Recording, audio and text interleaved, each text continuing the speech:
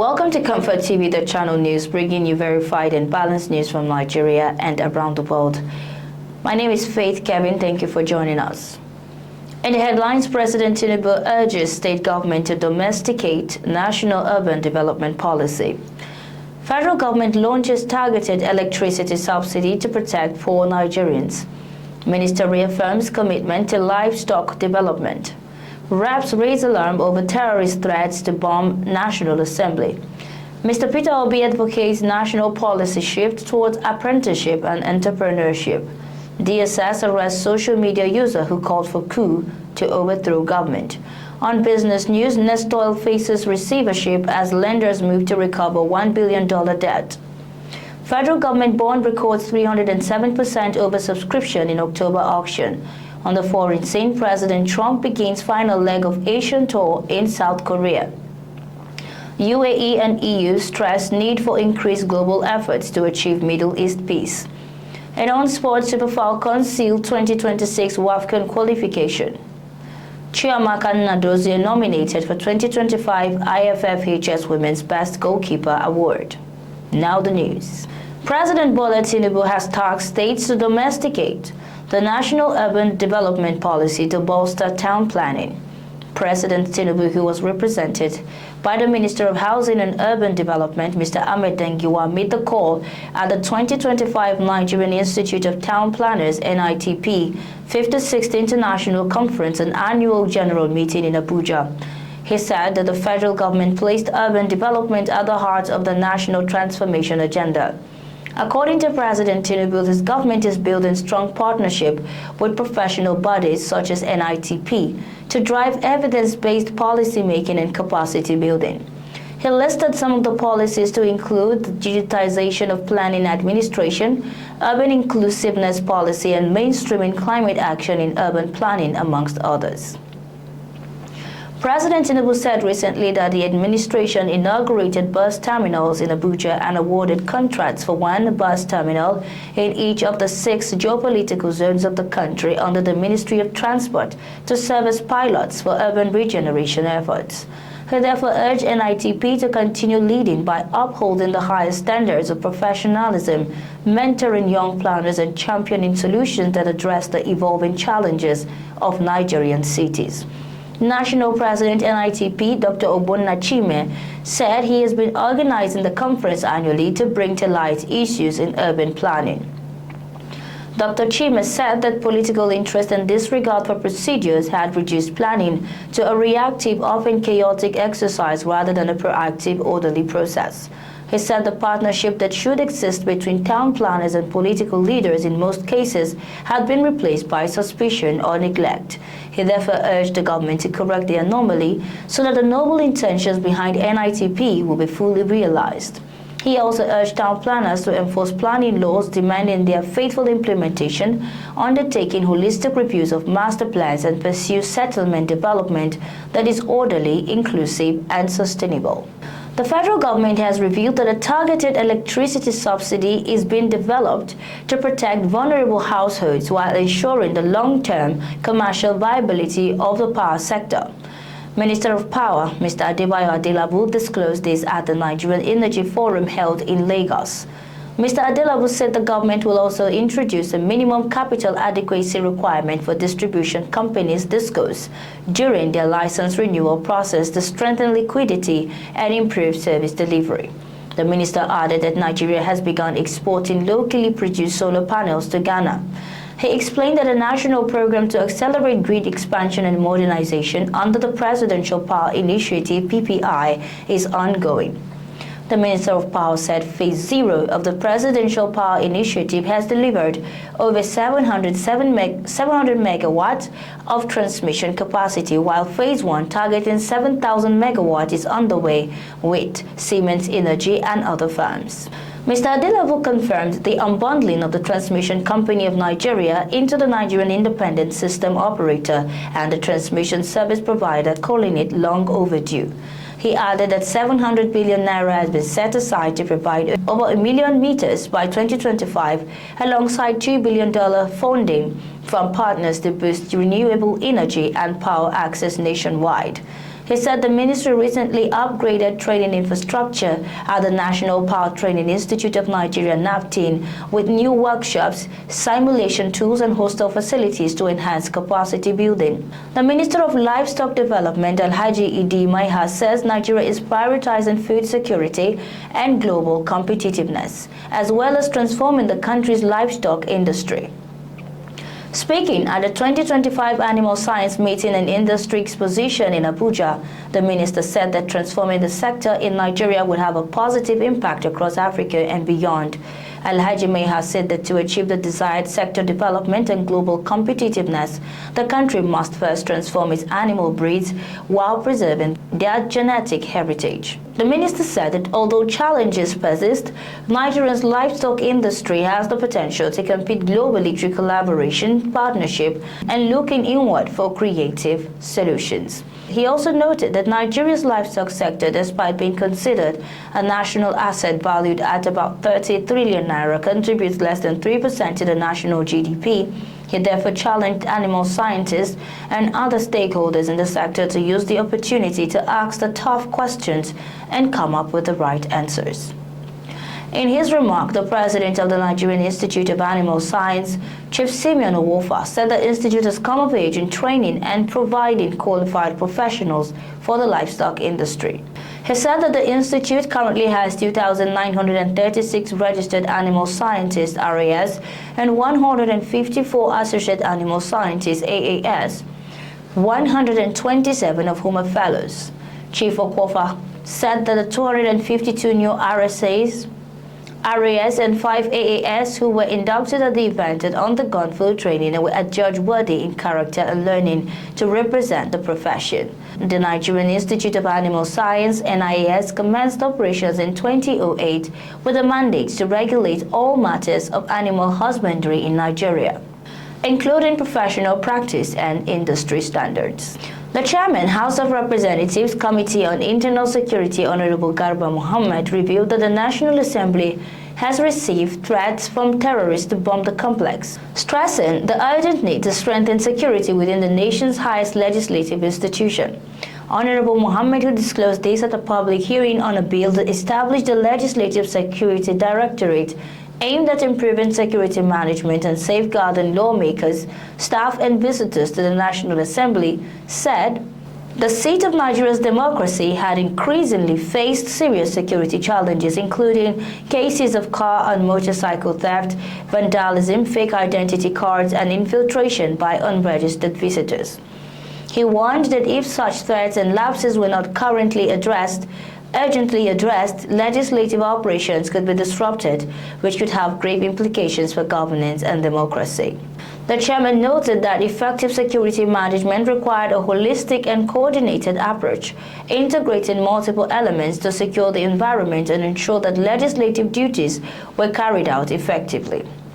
He noted that while the National Assembly must remain accessible to the public to uphold democratic values, security must not be compromised. The lawmaker also urged state houses of assembly across the Federation to emulate the same initiative to ensure comprehensive legislative security nationwide. He called for collective commitment to the passage of the bill. Former presidential candidate and ex-governor of Anambra State, Mr. Peter Obi, has called for a shift in national focus towards celebrating hands-on apprenticeship and successful non-formally educated entrepreneurs. He made the call in Lagos at the launch of a book titled Just Go Further, Become the Total Entrepreneur, authored by Mrs. Ebele Obi. Mr. Obi said the publication serves as a call to action for innovators and builders who aim to make a lasting impact. He noted that the lack of support for practical ventures, such as apprenticeships, continues to hinder the nation's economic growth. He stressed that Nigeria's limited support for informal entrepreneurship has slowed national progress and called for policies that recognize and promote the contributions of self-made business figures to drive mentorship and economic expansion.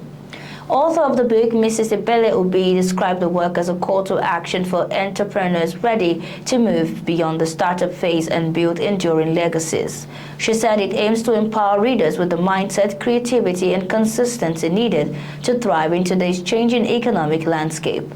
She highlighted apprenticeship as a key foundation for business success and urged greater inclusion of financial education and practical training in Nigeria's school system. The Department of State Services (DSS) has arrested a social media user who publicly called for the military to overthrow the Nigerian government.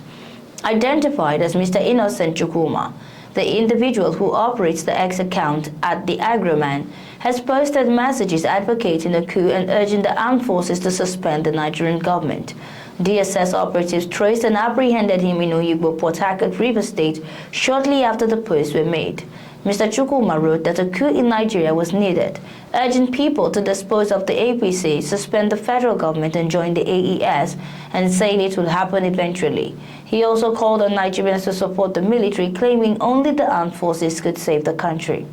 He also alleged that the country's leadership had compromised national sovereignty, stating that only a military intervention could reset the country. His arrest comes amid recent speculation of attempts to topple President Bola Tinubu's administration. However, on October 18, the Defense Headquarters DHQ dismissed the coup claims as false and misleading. The renewed conversation around a possible military takeover emerged again after President Tinubu announced the removal of service chiefs last week. This is ComfortTV.channel news. We'll return shortly with business, foreign and sports news.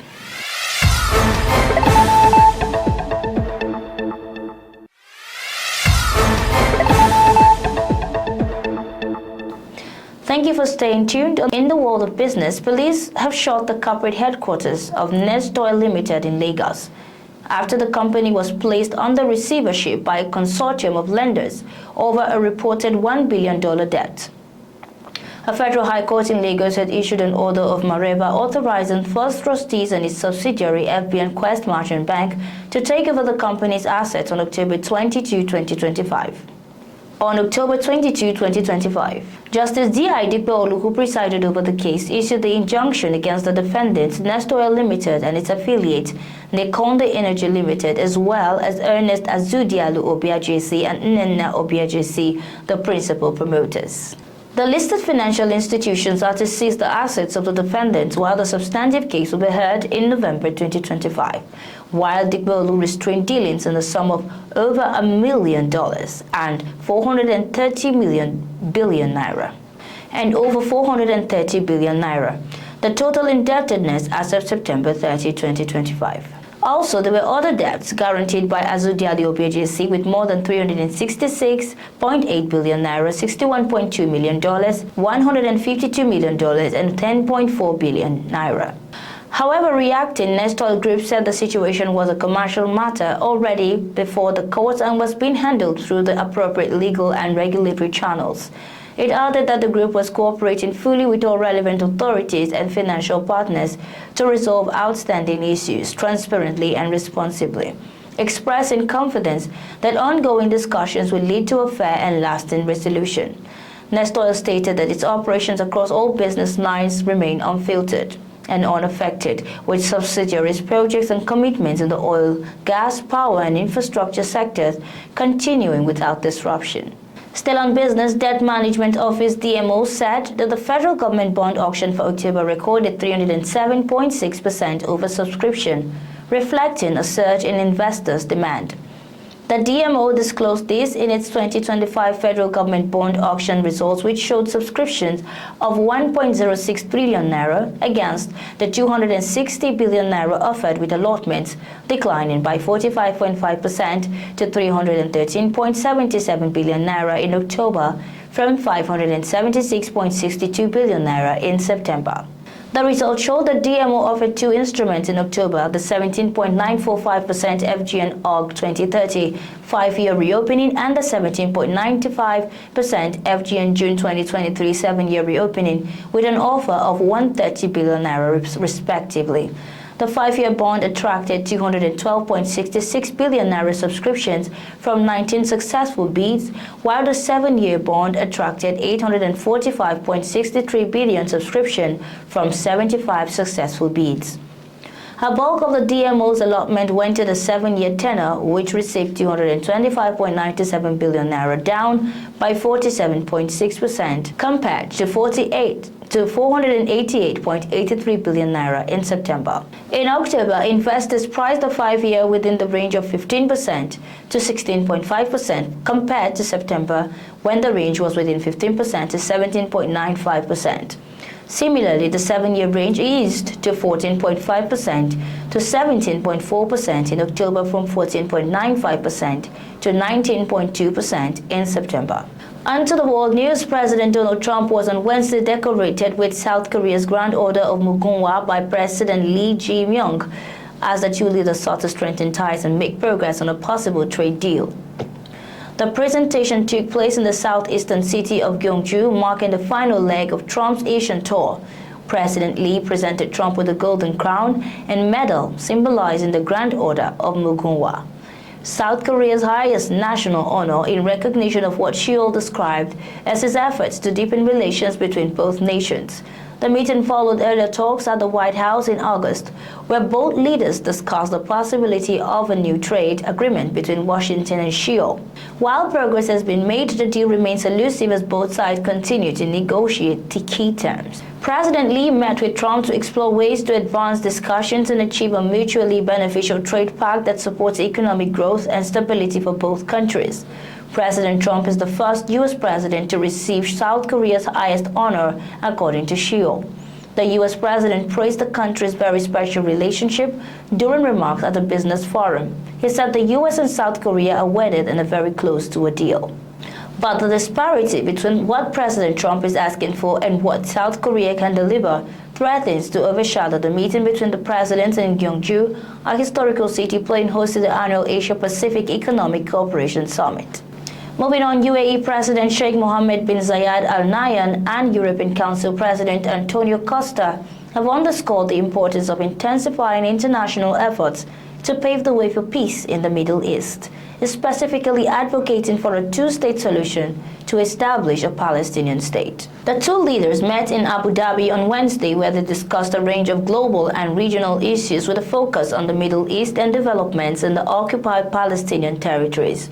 The two leaders emphasized the critical need to maintain the ceasefire in Gaza to ensure continued humanitarian aid for its residents.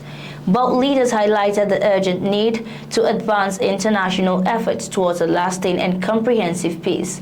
Based on the two-state solution for the benefit of all peoples in the region, they also stressed the importance of strengthening diplomatic initiatives and dialogue to resolve ongoing crises in both the Middle East and Europe, which they described as key to ensuring regional and global security.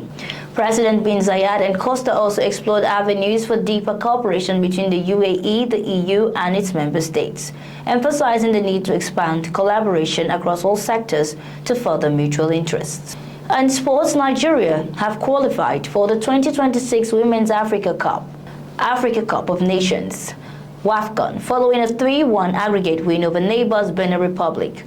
The Super Falcons drew 1-1 with the Amazons of the Benin Republic in the second leg of the qualifier played in Abeokuta, Ogun State. But the 0-2 victory in the reverse fixture in Lome, Togo, courtesy of goals from Esther Okoronkwo and Chimwendu Ihezuo, was enough to secure Nigeria's ticket for the tournament with a 3-1 aggregate win. Defendant Ashley Plumter headed in from a brilliant Okonkwo corner to give Nigeria the lead at the MKO Abiola Stadium in Ogun. It was the Al Ittihad star first goal for the Super Falcons since switching allegiance from England to Nigeria in 2017. The visitors drew level in the 61st minute thanks to a goal from Yasmin Jibril. However, it was too late for the Amazons to stage a fight back as Justin Madugu's side kept the scoreline the same, booking their seat for the next WAFCON in the Maghreb nation of Morocco. Meanwhile, Nigerian goalkeeper Chiamaka Nnadozie has been nominated for the 2025 International Federation of Football History and Statistics IFFHS Women's Best Goalkeeper Award. The 24-year-old, who has been hailed as one of Africa's most promising shot stoppers, earned her recognition following an outstanding year for both her former club, Paris FC, and the Super Falcons of Nigeria. Her professional career unfolded with Nigeria's Rivers Angels and was vital for Paris FC to win the Coupe de France feminine title in June. She has also played a key role in Nigeria's success at the 2024 Women's Africa Cup of Nations WAFCON in Morocco, where the Super Falcons secured their 10th continental title. Nnadozie also made history by finishing 4th in the 2025 Yashin Trophy rankings, becoming the first African in Nigeria to reach that milestone. The winner of the IFFHS Women's Best Goalkeeper Award will be announced in December 2025. And that's our news bulletin for today. But before we go, here is a recap of our top stories. President Tinubu urges state government to domesticate National Urban Development Policy. Federal government launches targeted electricity subsidy to protect poor Nigerians. Minister reaffirms commitment to livestock development. Reps raise alarm over terrorist threats to bomb National Assembly. Mr. Peter Obi advocates national policy shift towards apprenticeship and entrepreneurship. DSS arrests social media user who call for coup to overthrow government. On business, Nestor faces receivership as lenders move to recover $1 billion debt.